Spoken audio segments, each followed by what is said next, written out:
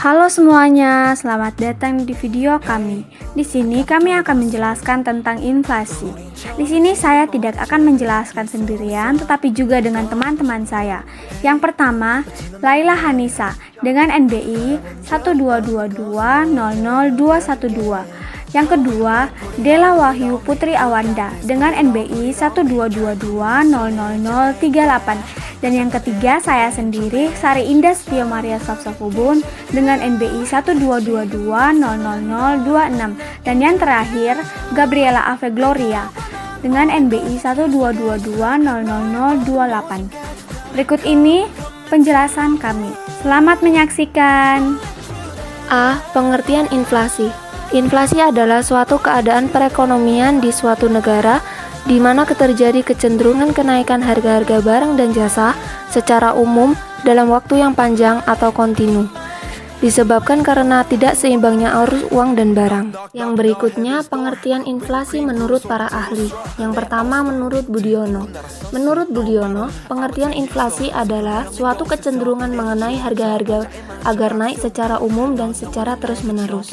Yang kedua, menurut Winardi. Menurut Winardi, pengertian inflasi adalah suatu periode pada masa tertentu di mana terjadi penurunan kekuatan dalam membeli terhadap kesatuan moneter.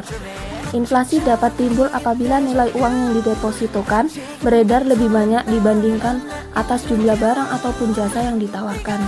Dan yang ketiga, menurut Sadono Sukirno. Menurut Sadono Sukirno, pengertian inflasi adalah suatu proses terjadinya kenaikan harga-harga yang terjadi dalam suatu perekonomian. B. Penyebab inflasi. Yang pertama, meningkatkan permintaan atau demand pull inflation. Inflasi yang terjadi disebabkan karena peningkatan permintaan untuk jenis barang atau jasa tertentu. Dalam hal ini, peningkatan permintaan jenis barang atau jasa tersebut terjadi secara agregat atau agregat demand. Hal ini bisa terjadi disebabkan oleh beberapa faktor, diantaranya 1. Meningkatkan belanja pemerintah. 2. Meningkatkan permintaan barang yang diekspor. Yang ketiga, meningkatkan permintaan barang untuk swasta. Yang kedua, meningkatnya biaya produksi atau cost pull inflation. Inflasi yang terjadi karena meningkatnya biaya produksi. Adapun peningkatan biaya produksi disebabkan oleh kenaikan harga bahan-bahan baku, misalnya harga bahan bakar naik dan upah buruh naik. Yang ketiga, tingginya peredaran uang.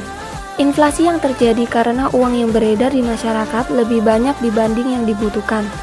Ketika jumlah barang tetap sedangkan uang yang beredar meningkat 2 kali lipat, maka bisa terjadi kenaikan harga-harga hingga 100%. Hal ini bisa terjadi ketika pemerintah menerapkan sistem anggaran defisit, di mana kekurangan anggaran tersebut diatasi dengan mencetak uang baru. Namun hal tersebut membuat jumlah uang yang beredar di masyarakat semakin bertambah dan mengakibatkan inflasi. C. Jenis-jenis inflasi. Yang pertama, jenis inflasi berdasarkan tingkat keparahannya. Berdasarkan tingkat keparahannya, inflasi dibagi menjadi 4, yaitu 1. Inflasi ringan, yaitu inflasi yang mudah untuk dikendalikan dan belum begitu mengganggu perekonomian suatu negara. 2. Inflasi sedang, yaitu inflasi yang dapat menurunkan tingkat kesejahteraan masyarakat berpenghasilan tetap, namun belum membahayakan aktivitas perekonomian suatu negara. 3. Inflasi berat, yaitu inflasi yang mengakibatkan kekacauan perekonomian di suatu negara. 4. Inflasi sangat berat, hyperinflation, yaitu inflasi yang telah mengacaukan perekonomian suatu negara dan sangat sulit untuk dikendalikan meskipun dilakukan kebijakan moneter dan fiskal. Yang kedua, jenis inflasi berdasarkan penyebabnya. Berdasarkan penyebabnya, inflasi dapat dibedakan menjadi 3, yaitu demand pull inflation, yaitu inflasi yang terjadi karena permintaan akan barang atau jasa lebih tinggi dari yang bisa dipenuhi oleh produsen. 2. Cost push inflation, yaitu inflasi yang terjadi karena terjadi kenaikan biaya produksi sehingga harga penawaran barang naik. 3. Bottleneck inflation, yaitu inflasi campuran yang disebabkan oleh faktor penawaran atau faktor permintaan. Yang ketiga yaitu jenis inflasi berdasarkan sumbernya. Berdasarkan sumbernya, inflasi dapat dibedakan menjadi 2, yaitu 1. Domestic inflation, yaitu inflasi yang bersumber dari dalam negeri, Dan yang kedua, imported inflation, yaitu inflasi yang bersumber dari luar negeri. D. Teori inflasi. Ada 3 teori inflasi yang digunakan untuk menjawab berbagai pertanyaan mengapa inflasi terjadi, yaitu 1.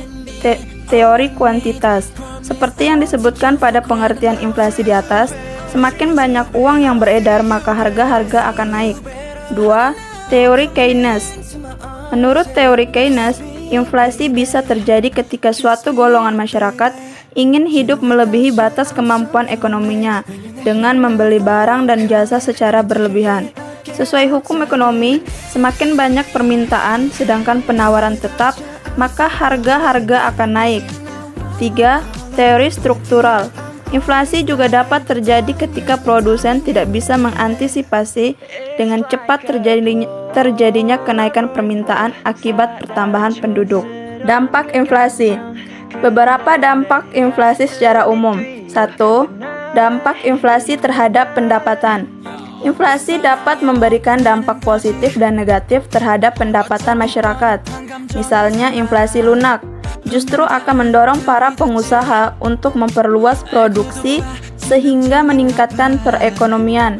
Namun, inflasi berdampak buruk bagi mereka yang berpenghasilan tetap karena nilai uangnya tetap sedangkan harga barang atau jasa naik. 2. Dampak inflasi terhadap ekspor. Kemampuan ekspor suatu negara akan berkurang ketika mengalami inflasi karena biaya ekspor akan lebih mahal. Selain itu, daya saing barang ekspor juga mengalami penurunan, yang pada akhirnya pendapatan dari devisa pun berkurang. 3. Dampak inflasi terhadap minat menabung. Pada kondisi inflasi minat menabung, sebagian besar orang akan berkurang. Alasannya, karena pendapatan dari bunga tabungan jauh lebih kecil, sedangkan penabung harus membayar biaya administrasi tabungannya. 4. Dampak inflasi terhadap kalkulasi harga pokok. Kondisi inflasi akan mengakibatkan perhitungan penetapan harga pokok menjadi sulit karena bisa menjadi terlalu kecil atau terlalu besar. Presentasi inflasi yang terjadi di masa depan seringkali tidak dapat diprediksi dengan akurat. Hal ini membuat proses penetapan harga pokok dan harga jual menjadi tidak akurat. Pada kondisi tertentu, inflasi akan membuat para produsen kesulitan dan mengakibatkan kekacauan perekonomian. F. Cara mengatasi inflasi. 1. Kebijakan fiskal. Cara pertama yang akan dilakukan oleh pemerintah adalah kebijakan fiskal. Kebijakan fiskal ini sendiri berkaitan dengan penerimaan dan pengeluaran dari anggaran pemerintah. Kebijakan fiskal ini antara lain dengan meningkatkan tarif pajak, mengurangi pengeluaran dari pemerintah, dan melakukan pinjaman. 2. Kebijakan moneter. Kebijakan moneter menjadi salah satu dari cara mengatasi inflasi yang bisa dilakukan oleh pemerintah. Kebijakan moneter atau kebijakan keuangan bisa dilakukan dengan menambah ataupun mengurangi jumlah uang yang beredar. Hal ini dilakukan untuk menjaga kestabilan moneter dengan tujuan bisa meningkatkan kesejahteraan dari masyarakat suatu negara. Kebijakan moneter lainnya adalah dengan melakukan kebijakan operasi pasar terbuka. Kebijakan ini bisa dilakukan dengan cara mengendalikan jumlah uang beredar. 3. Kebijakan non-fiskal dan non-moneter. Selain menggunakan kebijakan fiskal dan juga kebijakan moneter, pemerintah juga bisa menggunakan kebijakan non-fiskal dan juga non-moneter. Kebijakan non-fiskal dan non-moneter ini dapat dilakukan dengan beberapa cara. A. Menambah hasil produksi. Dengan banyaknya barang yang beredar di masyarakat, maka perputaran uang akan semakin cepat dan banyak, sehingga uang yang beredar menjadi kembali seimbang. B. Mempermudah masuknya barang impor. Tak semua barang bisa dipenuhi oleh produsen dalam negeri, untuk itu mempermudah masuknya barang-barang impor menjadi salah satu solusi untuk memenuhi kebutuhan dalam negeri. Hal ini bisa dilakukan dengan cara menurunkan pajak dan juga mempermudah perizinan barang impor. C. Menstabilkan pendapatan masyarakat. Menjaga pendapatan masyarakat agar tidak naik juga bisa menjadi salah satu cara untuk menekan laju pertumbuhan inflasi yang tak terkendali. D. Menetapkan harga maksimum. Pada saat terjadi inflasi, harga barang cenderung naik dan tak terkendali. Hal inilah yang membuat daya beli dari masyarakat menurun. Dengan menetapkan harga maksimum, pemerintah mengharap agar daya beli masyarakat menjadi lebih baik lagi. E. Pengawasan distribusi barang. Distribusi barang yang terhambat juga menjadi salah satu faktor naiknya harga di suatu wilayah. Permintaan yang besar tidak diimbangi dengan jumlah barang yang terbatas akibat terhambatnya proses distribusi barang. Dengan melakukan pengawasan sebagai salah satu cara mengatasi inflasi, diharapkan barang tersebut bisa cepat didistribusikan kepada masyarakat. Baik teman-teman, seperti itulah video penjelasan mengenai inflasi dari kelompok kami. Apabila ada kesalahan dalam pengucapan dan kata, kami sampaikan permohonan maaf. Sekian dan terima kasih.